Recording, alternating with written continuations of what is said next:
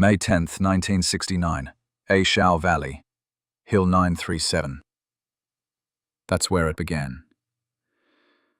By the time it ended, 10 days later, the hill had a new name, and it had eaten more men than anyone could count. They said the Shau Valley had 2 seasons, rain and artillery.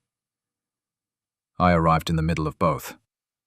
The helicopter came in low, blades chewing the mist like a giant was breathing through clenched teeth.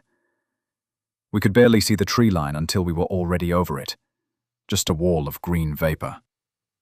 The crew chief shouted something over the noise, but I couldn't hear. I only remember his eyes, wide, tired, and already somewhere else. We jumped into the mud like it was water. The ground swallowed my boots and the air smelled of wet cordite and jungle rot. Behind me, someone cursed, softly, almost respectfully, like he didn't want the valley to notice us yet. They called the place Hill 937 on the map. Just a number. No name. But the men in Delta Company had already given it one. The hill that ate men. I thought it was just gallows humor, until I saw the stretchers.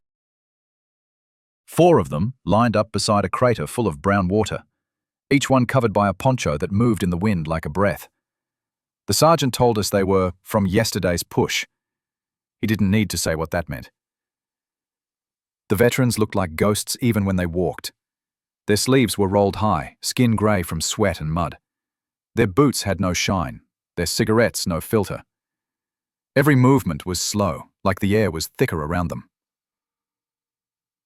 One of them, a black sergeant with a scar down his cheek, looked me up and down, spat into the mud and said, "You fresh?" I nodded. "Then you ain't gonna stay that way." He wasn't being cruel. He was warning me. That night, the fog came down from the ridge like smoke. You could taste metal in it, and the rain had that sharp smell of exploded dirt. The jungle sounded alive. Crickets, frogs, and somewhere far off a single gunshot that echoed too long. They said the NVA had tunnels all through the hill, that they could appear behind you or underneath you, or not at all, until it was too late. Every shadow looked like movement. Every tree trunk looked like a man watching. We dug shallow foxholes that filled before we finished. I shared mine with a kid from Detroit named Pruitt. He was maybe 19, had braces, and a photo of his girlfriend taped inside his helmet. He said the rain made him think of car washes. I told him to keep that to himself. Nobody wanted to remember cars out here. At 0200, a flare went up from somewhere in front. The light turned the fog into milk, and for a second, everything looked holy, like heaven had a flashbulb. Then the gunfire started. Short bursts, scattered. Not near us, not far either. Then silence again. Someone whispered a prayer. Someone else whispered for them to shut up. By morning, command flew in. A lieutenant stepped off the slick, clean uniform, clipboard, map case. He looked like he'd stepped out of a photograph from a war that had rules. He gathered us under a camo tarp and pointed at a contour map full of red pencil marks. "Our objective is this rise here, Hill 937. Multiple entrenched enemy positions. We take it and hold. Understood?" No one answered. "Understood!" The scarred sergeant finally said, "We understood that yesterday, sir." The lieutenant looked like he wanted to say something, then didn't. He just nodded and left the top. The rain started again immediately, like the sky had been waiting for the cue. We were issued one hot meal, powdered eggs and black coffee that tasted like soil, and told to prepare to move at dawn. That night, I wrote my first journal entry since coming to Vietnam. The hill is somewhere up there in the fog. They say it's just a few hundred meters high, but it feels taller than anything I've seen in my life. Maybe because it's already piled with the dead. I closed the notebook and listened to the rain on my helmet.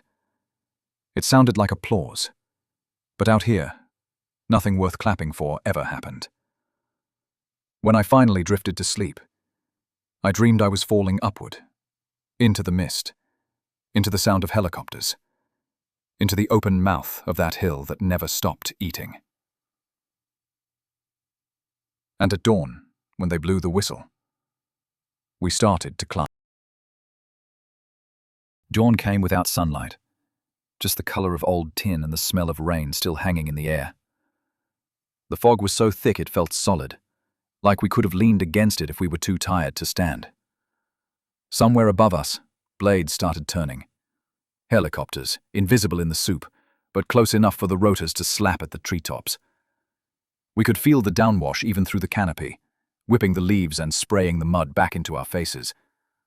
The lieutenant crouched over his map, shouting coordinates that no one could hear. His voice drowned in the roar. Somebody laughed, a short, nervous bark. Someone else whispered, "This is suicide." Then the whistle blew. We moved. Up the hill, single file, rifles up, packs heavy with rain. Every step sank half a foot into the muck. You could smell the iron in the soil, the rot from the leaves, the sweat trapped under ponchos. 10 feet ahead, the man in front of me was already a blur. 10 feet behind, I was gone too. The sound came first. Not gunfire, but something sharper, like a wasp nest tearing open. Then the jungle started spitting. Dirt jumped, trees split. Bullets hissed so close they didn't even sound like bullets anymore. "Contact front! Where the hell are they?" Chapter mixed with narration. I fired without seeing. Everyone did.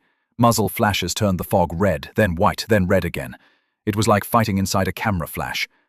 The air filled with the smell of powder and burning wood.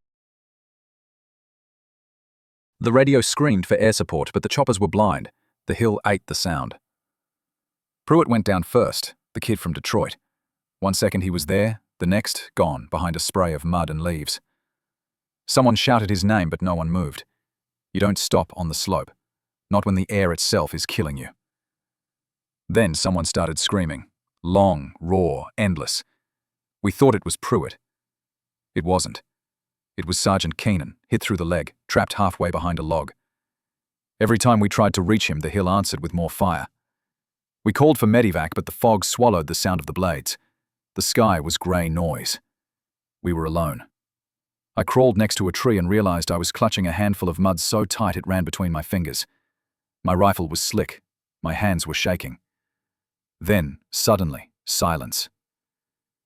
It was worse than the shooting. We waited for the next volley. Instead, the fog moved, just a little. And I saw them. NVA helmets, low to the ground, crawling uphill through their own smoke. They were ghosts, methodical, invisible until they weren't. I squeezed the trigger and fired until the bolt clicked empty. When we finally got the order to pull back, there were more bodies than men. We dragged who we could. The rest stayed behind, staring up at that hill like they were still climbing. Back at the staging line, the lieutenant tried to count us. He stopped at 15. We'd gone up with 31. The rain came again, heavy enough to wash the blood into the roots. We sat in silence, rifles pointed at the ground. The medic kept his hands busy, cleaning, wrapping, pressing. But his eyes were glassed over, like he wasn't really there anymore. Hours later, someone said they could still hear Keenan screaming. None of us answered. Nobody wanted to find out if it was true. By dusk, the hill was hidden again. The fog rolled back over it like a blanket, soft and slow, pretending nothing had happened. That night, I wrote in my journal again, if only to remind myself I was still something human enough to write. The mountain's alive. It breathes when the fog moves. It bleeds when we shoot. And it feeds on the noise. We weren't fighting for ground today. We were fighting the hill itself. I stopped writing when I realized the ink was trembling. My hands wouldn't stay still. I stared at the page until the words blurred and turned into mud too. Somewhere behind me, a man was crying into his helmet. Someone else was laughing, high, broken, the kind that makes you wish for gunfire again, just to cover the sound. When the lieutenant came back with new orders, no one looked up. We didn't need to hear them. We already knew what they'd say. Tomorrow we'd climb again. The rain came back before dawn, not in sheets this time, but in a steady whisper that never stopped. The kind of rain that soaked through ponchos, through skin, through thought.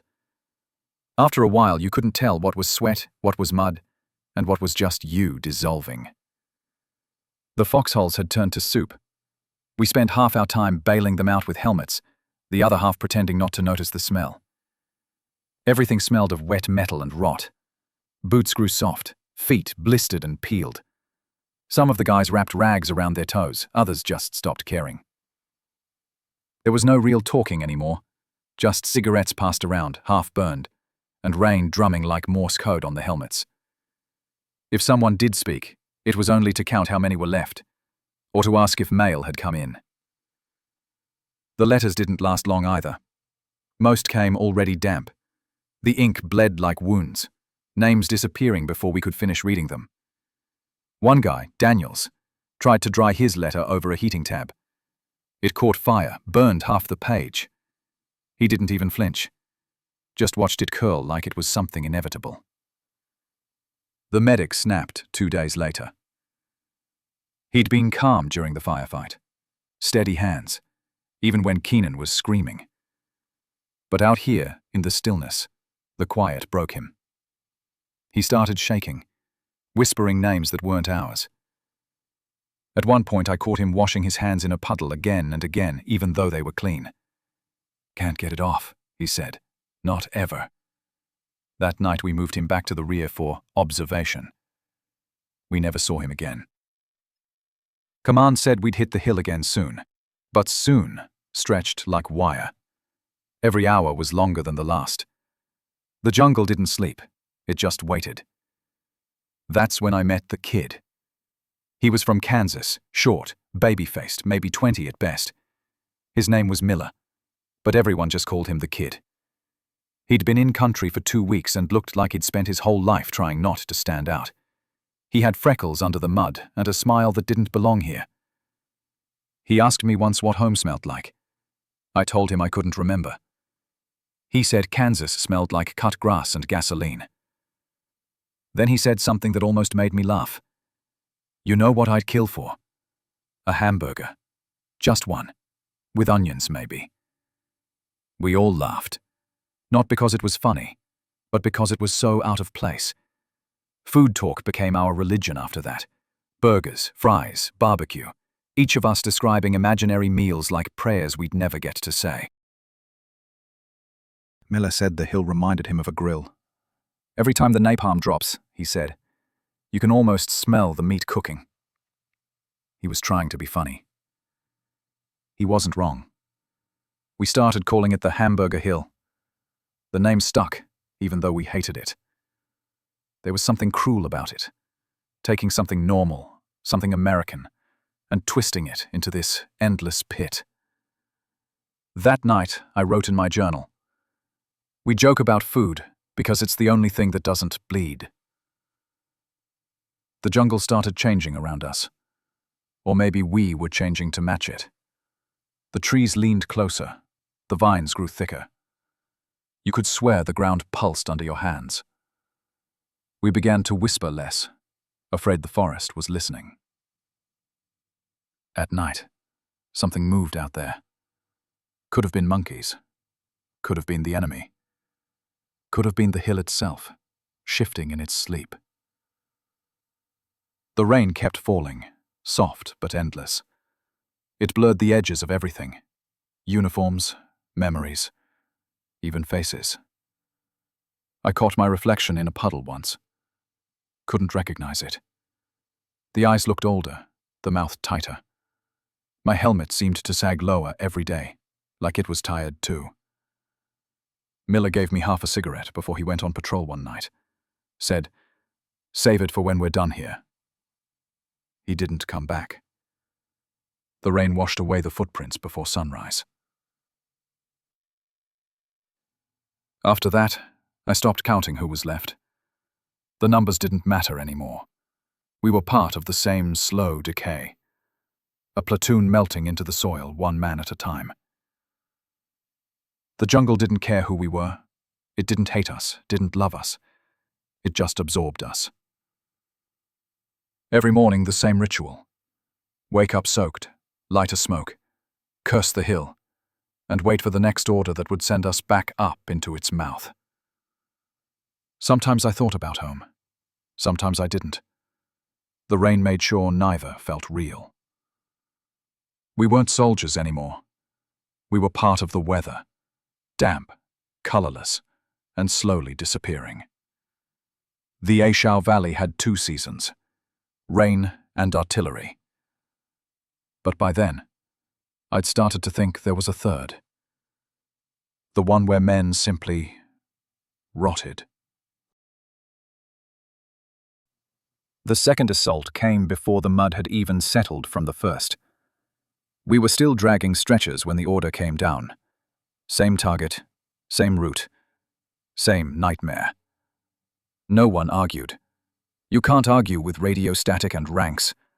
You just load up, line up, and wait for the whistle. The fog was gone that morning, replaced by smoke, low and greasy, the kind that burned your throat.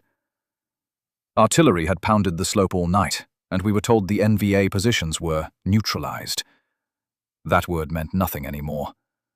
The hill had no neutral. It was alive. It just shifted its hunger. When we moved, the ground felt hot, like the dirt itself remembered the fire. Flamethrower teams went ahead first, sweeping arcs of burning gel through the brush. The flames clung to leaves, to trunks, to skin. It screamed louder than we did. "Move up! Move up! We can't! They're still up there! Go! Go!" The jungle wasn't green anymore. It was black and red and moving. The smoke wrapped around us, thick as a blanket. You couldn't tell where the hill ended and the sky began. A man fell next to me, hit by something unseen. His helmet rolled downhill and stopped at my boot.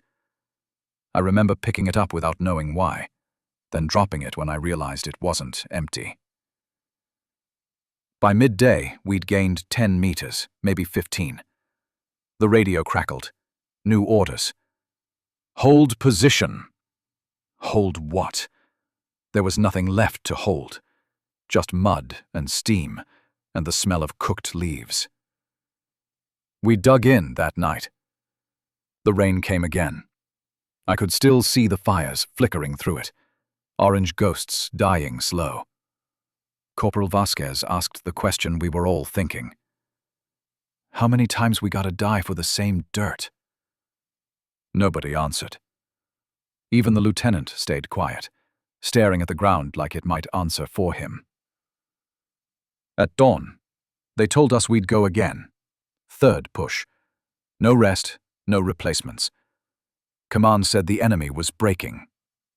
So were we. I couldn't tell what day it was anymore. The sun hadn't looked clean in a week. Everything smelled like wet gunpowder. We started up again. No formation, no coordination, just movement. Men crawled, slid, ran, screamed. The sound of M60s and mortars blurred into a single heartbeat that wouldn't stop. The air was so thick with smoke and flies it felt like breathing through a wet rag.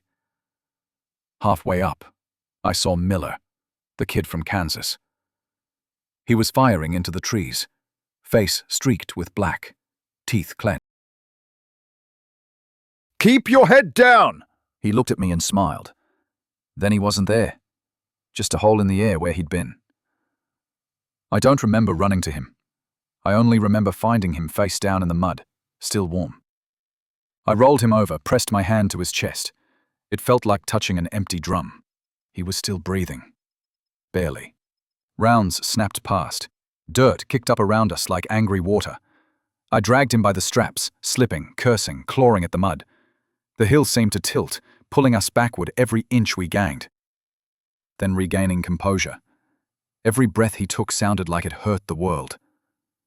When we reached the bottom, a medic grabbed him. His hands shook. He didn't ask for a name. They never do by then. I sat there, staring up through the smoke. The sky was the same color as the ground. Grey, sick, indifferent. Objective remains, prepare to move again. The words came through like they were from another planet. I looked around. No one reacted. A few men laughed, that dry, broken kind of laugh that sounds like coughing. We'd climbed the hill 3 times now. Lost count of who was gone. Lost count of days. The slope was slick with blood and rain, and the mud had turned a darker shade, almost purple in places. The hill had changed color. It wasn't earth anymore. It was meat.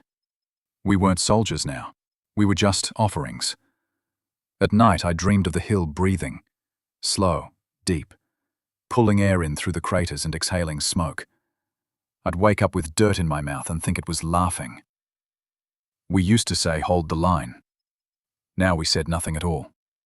Words didn't matter when the hill was already writing its own history in us. When morning came again, the rain returned. Quiet this time, like pity. I found Miller's dog tag in my pocket. I didn't remember putting it there. I should have felt something. I didn't. Somewhere in the static, someone said the hill would fall soon. I remember thinking, no, it's not the hill that's falling. It's us. The 4th assault wasn't announced. It just happened. 1 minute we were waiting for orders, the next we were moving. Automatic, like marionettes yanked by invisible strings. There was no plan left, only momentum. They said air support would be full. Full meant everything. Napalm, artillery, gunships, the whole sky vomiting fire. It came down in long orange ribbons that hissed when they hit the wet ground. The air turned to syrup. Heavy, burning, hard to breathe. The hill didn't look like a hill anymore. It looked like something that had been peeled open. The trees were gone, the soil bubbling. You couldn't tell where the craters ended and the bodies began. The ground moved when we stepped on it. Not from life, from heat. Move! Move! Keep pushing! Don't stop! We advanced through a storm made of our own echoes. The NVA had stopped firing back. That should have been comforting, but it wasn't. It just felt wrong, like the silence after a scream. We reached the ridgeline by noon, or what was left of it. A handful of us, 9, maybe 10 at most, crawling on what used to be jungle and was now a smear of charcoal. I remember looking around for someone to tell us to stop. No one did. Maybe no one was left who could. That's when I saw it. A helmet, half buried in the mud, cracked down the middle. I knew the color before I knew the name. Miller's. The kids. I picked it up, wiped the grime off, saw the faint outline of his initials scratched inside. K.M. The only clean thing on that whole hill. Someone behind me said we'd made it, that we were at the top. It didn't feel like a top. It felt like the inside of something's mouth. We planted the flag on a burned-out stump. The cloth hung limp, heavy with moisture. No cheering, no radio calls, no brass bands. Just us, standing there, faces black with soot, hands shaking. Then the rain came again, because of course it did. The sky always seemed to remember its cue. The drops sizzled when they hit the hot earth. I sat down. Or maybe I collapsed, I can't remember. All I know is the mud came up to my knees, and it didn't matter anymore. The lieutenant was gone. The medic was gone. Vasquez too. The few of us left didn't talk. There was nothing to say. We stayed up there for 2 days. 2 days of waiting for something to make it worth it. No food, no sleep. Just staring at the tree line that wasn't there anymore. On the 3rd day, the radio crackled. A new voice. Someone from Division Command. Pull back to base. The hill is no longer strategic. That was it. Just like that. 10 days of hell turned off with a switch. We didn't move right away. No one did. Finally, someone laughed. Not out of humor, but because it was the only sound that still felt human. We walked down the hill that had taken us piece by piece. The mud was still warm. The smell of burned trees mixed with the sickly sweetness of rot. Every few steps I saw something. A rifle half melted, a boot sticking out of the ground, a photograph turned to pulp. When we reached the base of the valley, I looked back. The hill was already disappearing into the mist again, like it hadn't just devoured hundreds of us. Like it was waiting for the next meal. We left that hill the same way we found it, full of ghosts. I still don't know what victory was supposed to look like. The papers back home probably called it one. Maybe they printed maps with arrows pointing up the slope, little dotted lines showing progress. They always leave out the smell. We buried what we could. Most couldn't be buried. Some were never found. The rain took care of the rest. When I finally got back to the rear, I looked down at my boots and realized they were still caked in red mud. Not brown, not black, but red. I tried to wash it off. It didn't come off. That night I dreamed of Miller again. Not the kid who joked about hamburgers. Just his face, half in shadow, staring at me like he'd finally understood something I still couldn't. Maybe the hill wasn't hungry. Maybe it just mirrored what we brought to it. The same appetite. The same blindness. When I woke up, the world was quiet for the first time in weeks. Too quiet. The kind of quiet that sounds like an answer you don't want to hear. It's been a long time since I've seen a jungle. These days, the only trees I know are the ones that shade the porch outside my house. They don't whisper like the ones in Shau. They just sway, lazy, harmless. The rain here smells different too. Cleaner, maybe, softer. But every once in a while, when it falls just right, it sounds like the hill again. 40 years. You'd think that'd be enough to wash it away. It isn't. The mud sticks deeper than the skin. I live alone now. No medals on the wall, no flags. Just a small photograph on the shelf, not of the war, but of the men before it. Smiling in black and white, all of us pretending we'd come home the same. Quietly amused, then fading to sadness. Sometimes I still catch myself counting heads from memory. Miller, Vasquez, Daniels, the medic whose name I can't say without tasting smoke. It's strange what the mind holds on to. Sai never went back to Vietnam. Some of the others did, years later. Tours, memorials, closure. They said the jungle had grown over everything, that the hill was quiet now, covered in green again, like nothing ever happened. I guess that's what the earth does best. It forgets faster than we do. There's a drawer by my bed. Inside it is a small piece of metal, worn, thin, edges dulled by time. A dog tag. Miller's. I've carried it longer than I carried a rifle. Sometimes I hold it just to feel the weight. Not because I think it means something, but because it reminds me that something once did. He was 20, maybe a few days older than that. Said he'd go back to Kansas, maybe get a car, maybe a job. He never got the chance. None of them did. People ask what it was like. They want words that make sense of it. A neat story, an arc, a lesson. There isn't one. The hill didn't eat men. The war did. The hill just had the appetite. When I close my eyes, it's not the explosions I hear anymore. It's the breathing. The rhythm of the rain. The sound of mud shifting under weight. The long, drawn-out sigh of something old and patient. The night after we left, I remember sitting by the base of the valley. Everything smelled of rain and fuel and iron. A helicopter was leaving, last flight out. I watched it lift through the mist and thought, this is it. This is how the world forgets us. When the news came home, they said the hill had been secured. They didn't say how many bodies it took. They didn't mention that we pulled back 2 days later, or that the next monsoon erased the trenches we died digging. History likes clean endings. But war isn't clean. It seeps, it stains, and it lingers. It finds its way into your mornings, your dinners, your silences. Every spring when the storms roll in, I sit by the window and listen. The thunder moves slow, deep, rolling across the distance. Sometimes it sounds like artillery. Sometimes it sounds like footsteps. I don't dream much anymore. When I do, it's always the same. The hill, endless, wet and breathing. And I'm climbing again. But there's no top this time. Just fog and voices I can't reach. People say survivors are lucky. Maybe. But luck feels heavier than loss when you're the one carrying it.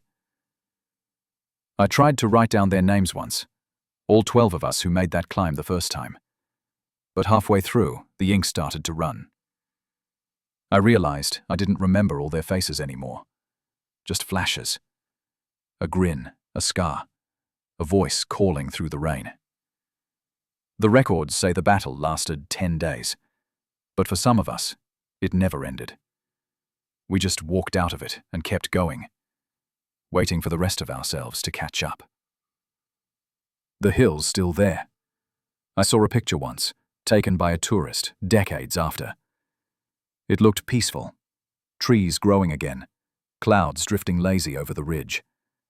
No markers, no plaques, just green on green. Maybe that's how it should be. Maybe that's the only kind of mercy the world gives. The hill's still there. It doesn't care who won. If you've made it this far, thank you. These stories take time to tell, and even longer to understand. You've just walked through the memories of men who were never supposed to be remembered. If their voices meant something to you, if even one line stayed behind when the sound faded, don't let it disappear. Give this video a like, share it with someone who still believes history belongs to the living, and subscribe to our channel so you don't miss the next story. Every episode here is another page, another life, another truth pulled out of the smoke. Drop a comment too, not for the algorithm, but for the conversation. Tell me what you felt, or what you remember hearing from your own fathers, grandfathers, uncles, or friends. That's how these memories stay alive. Subscribe, stay with us, and let's keep turning the pages together.